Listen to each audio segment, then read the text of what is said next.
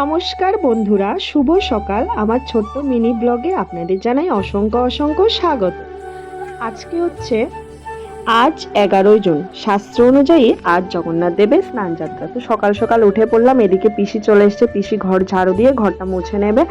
তো এদিকে আমি আমার বিছানা সবগুলো গুছিয়ে নেব। এই যে আমার বিছানা গুছানো হয়ে গেছে কথা বলতে বলতে। তো এখন আমি ব্রাশ করে নেব আর সঙ্গে স্নানও করে নেব, যেহেতু আজকে স্নান যাত্রা। তো এখন আমার স্নান হয়ে গেছে কমপ্লিট, বাকি সব ঘর গুছানো এই যে আপনাদের দেখিয়ে দিচ্ছি, সব হয়ে গেছে কমপ্লিট। আর পিসি এসে ঘরগুলো মুছে নিয়েছে। তো আপনাদের সাথে আজকে স্নান যাত্রার ভিডিওটা শেয়ার করব।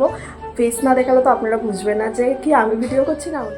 তো এখন আমি চলে এসেছি ব্রেকফাস্ট করার জন্য। আর এই যে দেখুন মা এদিকে করে নিচ্ছে রান্না। তো বাপরে কি জানি রান্না করছে।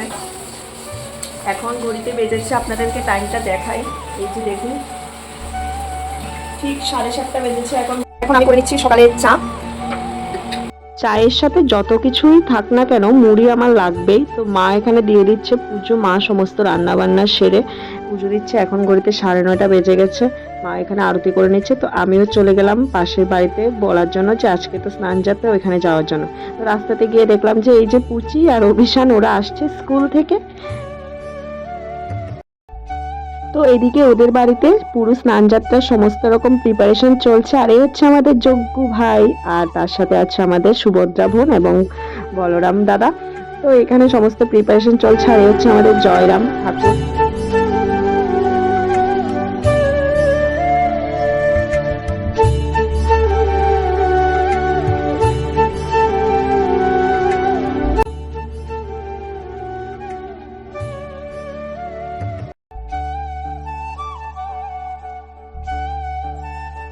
আগের বছর ঠিক এমন দিনও আমি ভিডিও করেছিলাম। স্নানযাত্রার ভিডিওটা আমার ইউটিউব চ্যানেলে দেওয়া আছে। তো কেউ যদি দেখতে চান অবশ্যই আমি লিঙ্কটা শেয়ার করব। আপনাদের কেউ যদি দেখার ইচ্ছা হয় বলবেন, আমি লিঙ্কটা শেয়ার করে দেবো। তো এই কথা বলতে বলতে এখানে স্নানযাত্রার সমস্ত প্রিপারেশন শুরু হয়ে গেছে। সব ঠাকুরদেরকে বাইরে নিয়ে আসা হয়েছে। এখন এক এক করে সকলেই স্নান করাবে। আপনারা তাহলে ভিডিওটা দেখতে থাকুন। আর অবশ্যই ভালো লাগলে একটা লাইক কমেন্ট শেয়ার করতে কিন্তু ভুলবেন না। আর অবশ্যই